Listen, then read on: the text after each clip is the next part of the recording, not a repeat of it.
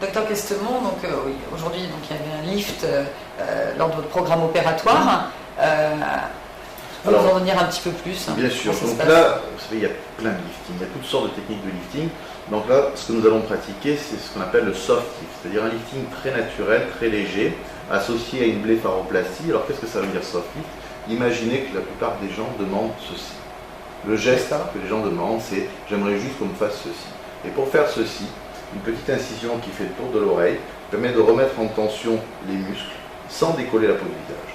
On fait une petite incision, on retend tous ces muscles qui sont devant ici et dessous l'oreille. En retendant ces muscles, on se contente d'enlever une petite collerette de peau qui fait un travers de doigt à peu près, et sans décoller aucunement toute la peau du visage et ni la peau du cou qui sont maintenues en place au contact des muscles.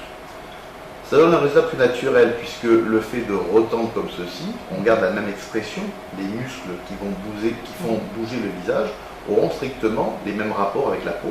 Donc chaque fois que vous souriez, que vous parlez, vous avez exactement la même expression. Alors que si on désolidarise, si on décolle la peau de ces muscles, là vous allez avoir un risque de modification de l'expression, notamment au niveau du sourire.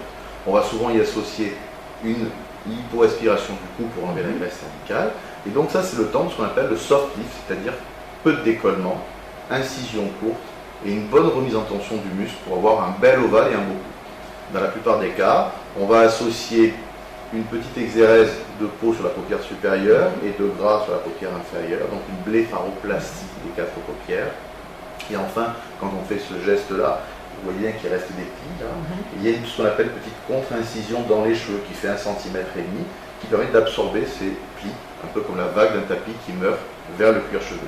Donc une technique qui est assez douce, on a des suites simples, puisqu'on n'a plus ces grands hématomes au niveau du visage ou ce gros œdème, puisque le visage est pratiquement intact en fin d'intervention. On garde au niveau des paupières un œdème qui va durer une petite semaine, pour qu'il n'y ait plus de fil, qu'il n'y ait plus de suture, qu'il n'y ait plus du tout d'œdème derrière l'oreille, compter une quinzaine de jours. Mais très rapidement, les gens peuvent avoir une vie sociale tout à fait normale. D'accord, on peut faire l'opération des paupières, la blépharoplastie à part, mais on peut donc aussi la faire en même temps qu'un lifting. L'idée, c'est le vieillissement étant harmonieux, le rajeunissement, c'est force de l'être. Donc le vieillissement est assez global, l'idée c'est d'avoir un traitement assez global. Mais il y a certaines personnes qui ont déjà eu les paupières parce qu'elles avaient déjà été opérées quelques années avant, il y a eu des premiers signes du vieillissement de la face, c'était les paupières, elles avaient fait les paupières à l'époque. Donc elles viennent en disant je ne veux que l'ovale, ou d'autres qui ne veulent que les paupières parce qu'elles sont jeunes et qu'elles ont un cou qui est bien maintenu. Donc on va s'adapter bien sûr au cas par cas. La référence, ça reste la consultation photographique. Quand les gens se voient en face, 3/4 profil, on va pouvoir analyser leur demande, définir si elle est réelle, si elle est motivée, parce que quelquefois, quand les gens se voient en photo, effectivement, sur vos photos, je vois pas ce qu'il y a à faire, et je suis d'accord avec eux souvent. On a toujours tendance à s'imaginer, on se met dans une position un peu bizarre, on trouve qu'il y a le cou qui se déforme, mais quand on se tient droit et qu'on est en photo, finalement la demande n'est pas aussi nette.